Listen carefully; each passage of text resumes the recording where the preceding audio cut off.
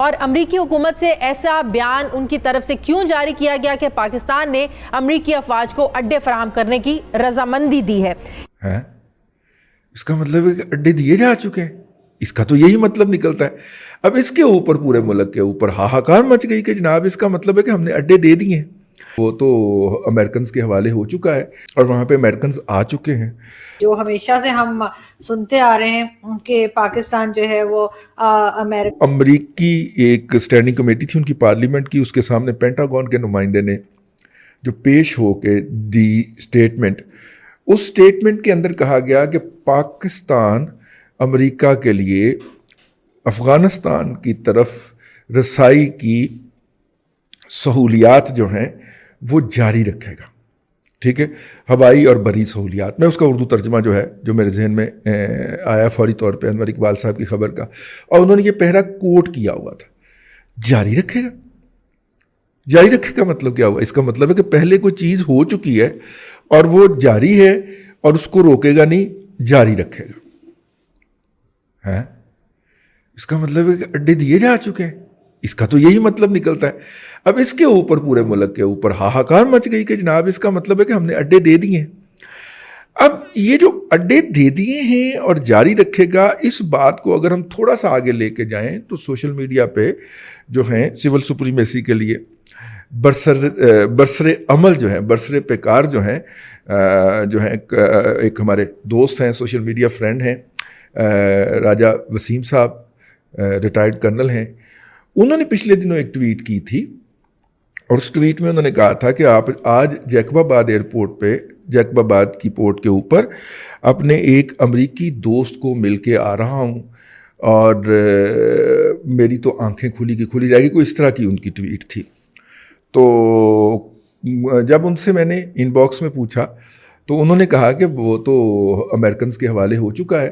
یہ اس خبر سے کوئی 1 ماہ پہلے کی بات ہے اور وہاں پہ امریکنز آ چکے ہیں، اور اب ظاہر ہے کہ وہ سوشل میڈیا پہ تو ان کو اتنی پذیرائی نہیں ملی کہ وہ ایک ایشو بن جاتا، لیکن ہمارے لیے یہ ایک بڑی اہم بات تھی۔ اچھا، ایک بات نوٹ کر لیں، اور وہ بات یہ ہے کہ اگر ہم دیکھیں تو شمسی ایئرپورٹ جو ہے اور جیکب آباد ایئرپورٹ یہ پہلے زیر استعمال رہ چکی ہیں، جب 9/11 کے بعد حملہ کیا تھا نا انہوں نے، ٹھیک ہے، وہ رہ چکی ہیں۔ اچھا، اب جو ہے وہ صرف جیکب آباد کی بات سننے میں آ رہی ہے۔ MLN کے ڈاکٹر احسن اقبال صاحب جو ہیں، سیکرٹری جنرل بھی ہیں اور MNA بھی ہیں، انہوں نے بھی اس کا مطالبہ کیا ہے کہ بھائی جان یہ بتایا جائے کہ آپ نے کب دیے تھے اور کیوں دیے تھے۔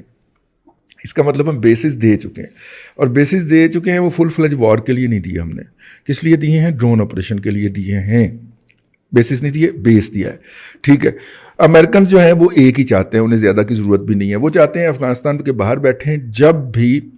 یہ جو ہے اشرف غنی صاحب گرنے لگے تو وہ ان کی مدد کو پہنچ جائیں اور طالبان کو بمباری کر کے جو ہے ان سے دور رکھیں، ان کو گرنے سے بچائیں، یوں وہاں پہ ایک بد امنی کی فضا رہے۔ پاکستان نے ایک بار پھر امریکہ کو جو ہے وہ ایئر بیس دے دی ہے، یعنی کہ فوجی اڈے، جو ہمیشہ سے ہم سنتے آ رہے ہیں کہ پاکستان جو ہے وہ امریکہ کی بوٹ پالش کرتا رہتا ہے، اور پاکستان جو ہے وہ ہمیشہ سے ایک طرح کا جسے کہتے ہیں نا کہ بغیر کسی سرٹیفکیٹ کے، بغیر کسی کوئی چیز ڈکلیئر کیے بغیر ہی ایک طرح کی غلامی ہم نے لکھا رکھی ہے امریکہ کے ساتھ، اور اس کا ایک اور ثبوت جو ہے وہ آ چکا ہے، اور وہ یہ کہ باجوہ صاحب، یعنی کہ آپ جن کو سب آپ لوگ جانتے ہی ہیں، قمر جاوید باجوہ، انہوں نے جو ہے وہ ایک بار پھر امریکہ کو ایئر بیس دے دی ہے، اور یا یوں کہیں کہ ملٹری بیس دے دی ہے، اور اب وہ یہاں پہ اپنی جو ہے جہاز کھڑے کر سکتے ہیں، اپنے یہاں سے کسی طرف اگر اٹیک کرنا چاہیں، چاروں طرف جہاں بھی ان کا دل کرے وہ ہماری زمین استعمال کر سکتے ہیں، جس کے لیے عمران خان صاحب بہت بار بہت چوڑے ہو کر بول چکے ہیں کہ جی ہم کسی کی جنگ میں نہیں پڑیں گے، ہم کسی کو اپنی زمین استعمال نہیں کرنے دیں گے۔ یہ ساری باتیں ان کی ایک بار پھر عمران خان صاحب کی یہ تمام باتیں جھوٹی ثابت ہوئی ہیں، اور پاکستان نے ایک بار پھر جو ہے وہ ملٹری بیس پرووائڈ کر دی ہے یونائٹڈ نیشن کو، اور اب دیکھتے ہیں کہ کتنے پیسے ملتے ہیں، اور جو پیسے ملیں گے وہ تو ظاہر ہے کہ جنہوں نے بیس دی ہے انہی کی پاکٹ میں جائیں گے وہ پیسے، اور نہ تو وہ یہاں کے کسی کے غریب آدمی پہ لگیں گے، نہ ہی کسی پروجیکٹ میں لگیں گے، نہ کچھ. لیکن اس طرح کے پیسے ہم پہلے بھی بہت بار لیتے رہے ہیں، چاہے وہ کوئی سا بھی فوجی جرنیل ہو. ہمارے آپ کو پتہ ہے کہ پاکستان میں جو ہے زیادہ تر فوجی ڈکٹیٹرز ہی رہے ہیں اور فوجی حکومتیں ہی رہی ہیں، یعنی تقریباً 35 سال سے زیادہ ٹائم، 35 ایئرس سے بھی زیادہ کے ٹائم میں جو ہے وہ یہ فوجی جو ہیں جن کو رہنا چاہیے بارڈر پہ، یا جن کا کام جو ہے وہ صرف اور صرف بارڈر پہ رہنا، اور یہی ہے تو مگر انہوں نے گورنمنٹس چلائی ہیں، اور پولیٹیکل پارٹیز جو آتی ہیں یا جو ڈیموکریٹک گورنمنٹس آتی ہیں ان کو ہٹایا ہے اور خود حکومت کی ہے، اور اب یہ اس بات کے اتنے عادی ہو چکے ہیں کہ یہ کچھ بھی ان کو بولا جائے یہ پیچھے ہٹنے کو تیار نہیں ہے. اور ہر تھوڑے دن کے بعد آپ یہی دیکھتے ہیں کہ پاکستان میں کسی نہ کسی طریقے سے جو ہے وہ ملٹری رول آ جاتا ہے. اب چاہے آپ قمر جاوید باجوہ صاحب کی بات کر لیتے ہیں ہم، کہ آج کل باجوہ صاحب ویسے تو آرمی چیف ہیں، اور باجوہ صاحب جو ہیں وہ سامنے سے آ کے نہیں اپنے آپ کو جیسے کہنا چاہیے کہ انہوں نے گورنمنٹ نہیں لے رکھی، لیکن کہا یہی جاتا ہے کہ ایک طرح سے باجوہ صاحب کی ہی گورنمنٹ ہے، اور یہ اس وقت بھی ایک طرح کی فوجی گورنمنٹ ہی چل رہی ہے، اور عمران خان صاحب سوائے ایک پپٹ سے زیادہ ان کی کوئی حیثیت نہیں ہے. تو اسی طرح سے انہوں نے قمر جاوید باجوہ صاحب نے جو ہے ایک بار پھر ملٹری بیس پرووائڈ کر دی ہے یونائٹڈ نیشنز کو، اور اس کے لیے انہوں نے نہ تو پارلیمنٹ سے پوچھنے کی ضرورت محسوس کی، نہ انہوں نے پرائم منسٹر سے پوچھنے کا خیال آیا ان کو، نہ انہوں نے ہمارے فورن منسٹر جو آج کل ڈیپ پاکٹس کی وجہ سے بڑے مشہور ہیں،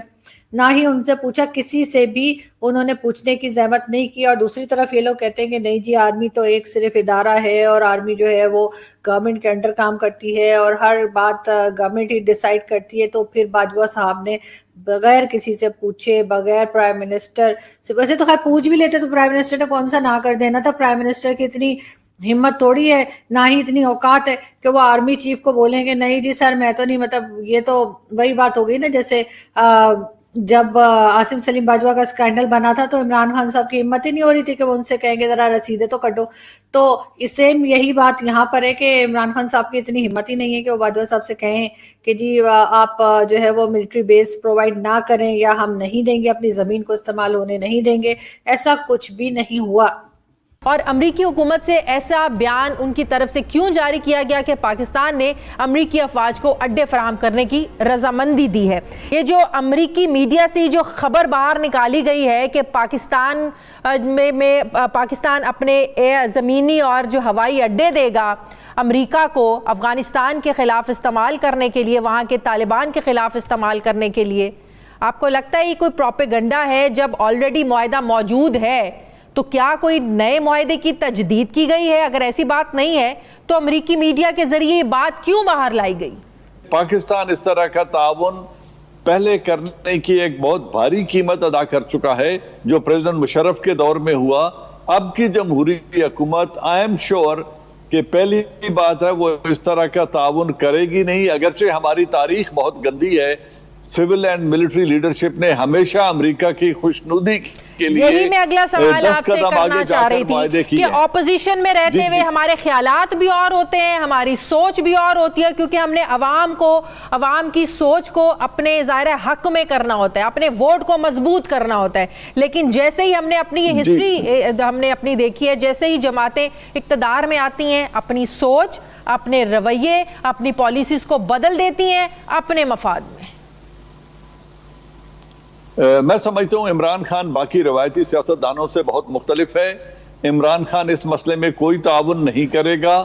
جب تک پاکستان کی پارلیمنٹ کو اعتماد میں نہیں لیتا، جب تک آرم فورسز کی لیڈرشپ کو اعتماد میں نہیں لیتے. تو اس طرح کا کوئی بھی خفیہ معاہدہ عمران خان نہیں کرے گا. اور اس وقت جو ماحول ہے سوشل میڈیا کا، میرے جیسے لوگ بھی کم علمی کے باوجود میڈیا پہ آ کر اپنی رائے کا اظہار کرتے رہتے ہیں، تو لوگوں کے پاس اظہار رائے کے مواقع موجود ہیں. اور میں سمجھتا ہوں کہ پاکستان کی میجورٹی عوام کی اس طرح کے تعاون کو ریزسٹ کرے گی. اور دوسری بات یہ ہے کہ اس میں پاکستان کا سراسر نقصان ہے. کیونکہ جو بات آپ نے اپنے انٹرو میں کہی، افغانستان میں 9/11 کو جب امریکن فورسز نکل جائیں گی تو ایک خانہ جنگی کی سی کیفیت ضرور ہوگی۔ اس کے ساتھ ساتھ ایک اور اہم ڈیولپمنٹ بھی ہے، اور اہم ڈیولپمنٹ یہ ہے کہ پاکستان کے جو نیشنل سیکیورٹی کے مشیر ہیں معید یوسف صاحب، انہوں نے اپنے امریکی کاؤنٹر پارٹ سے جنیوا میں ملاقات کی، ویانا میں ملاقات کی ہے، اور ویانا یا جنیوا، ہاں دونوں میں سے کسی ایک شہر میں ملاقات کی ہے، اور ان کو پیش کیا ہے کہ جناب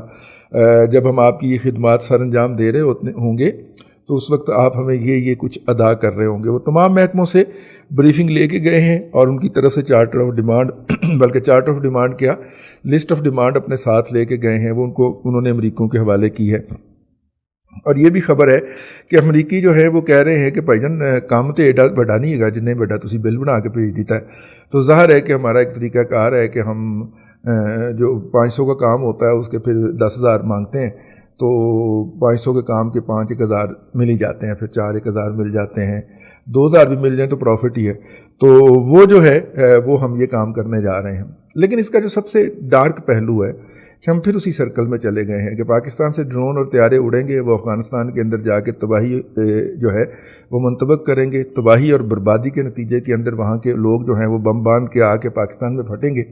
اور آپ کے اور میرے بچے مریں گے۔ اور کہا یہ جائے گا کہ طالبان بہت برے ہوتے ہیں کیونکہ وہ شہروں میں آ کے بم پھوڑتے ہیں، لیکن اس سے پہلے جو ہم حرکت فرما رہے ہیں، اور یہ حرکت فرمانے کی ویسے اس وقت ہماری اوقات نہیں ہے، کیونکہ نہ ہم دیہی افغانستان کے اندر مقبول ہیں، نہ ہی ہم ادھر جو ہے شہری افغانستان، وہاں پہ کوئی ہمارے نام کے اوپر چادریں چڑھتی ہیں۔